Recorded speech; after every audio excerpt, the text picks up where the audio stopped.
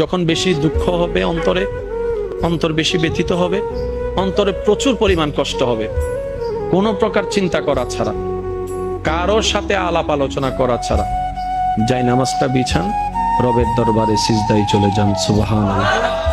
চোখটা বন্ধ করেন, চোখের পানি ছাড়তে থাকেন, মন হালকা হতে থাকবে, সিজদায় রবকে বলতে থাকেন, যা বলার বলতে থাকেন, যেভাবে বলার বলতে থাকেন।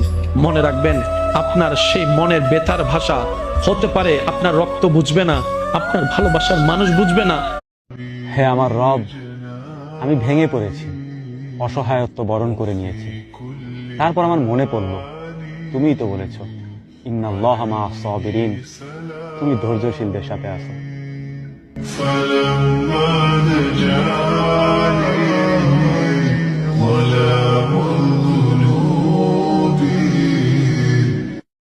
এমন নারী হও যে পুরুষ তোমাকে পাওয়ার পরে আল্লাহর দরবারে হাজার কোটি শুকরিয়া জ্ঞাপন করবে।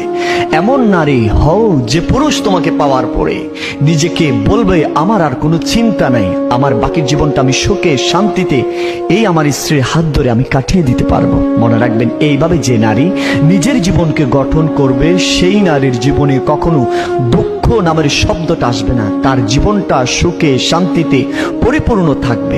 দুনিয়া যতই সাজাও বান্দা, মনে রাখো তুমিও থাকতা না, দুনিয়াও থাকতো।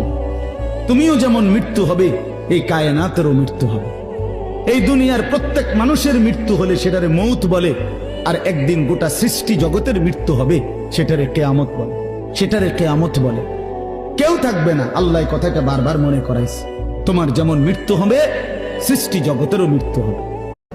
এত গুনাহ নিয়ে কবরে কেমনে যাব না? হাসরের ময়দানে দাঁড়াবো কিভাবে?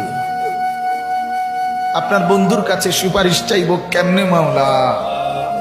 হাউসে কাউসারে পানি মিলবে কিভাবে? মা আজই মাফ করে দেন, এখনই মাফ করে দেন, দেন আপনি মাফই করে দেন। আযাব দিলে আপনার কোনো লাভ নাই, মাফ করে দিলে আপনার কোনো ক্ষতি নাই।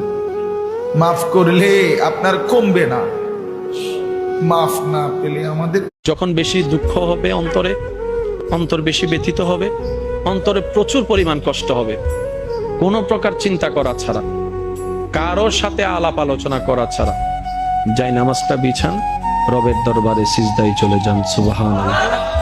চোখটা বন্ধ করেন, চোখের পানি ছাড়তে থাকেন, মন হালকা হতে থাকবে, সিজদায় রবকে বলতে থাকেন, যা বলার বলতে থাকেন, যেভাবে বলার বলতে থাকেন। মনে রাখবেন, আপনার সেই মনের বেতার ভাষা হতে পারে আপনার রক্ত বুঝবে না, আপনার ভালোবাসার মানুষ বুঝবে না।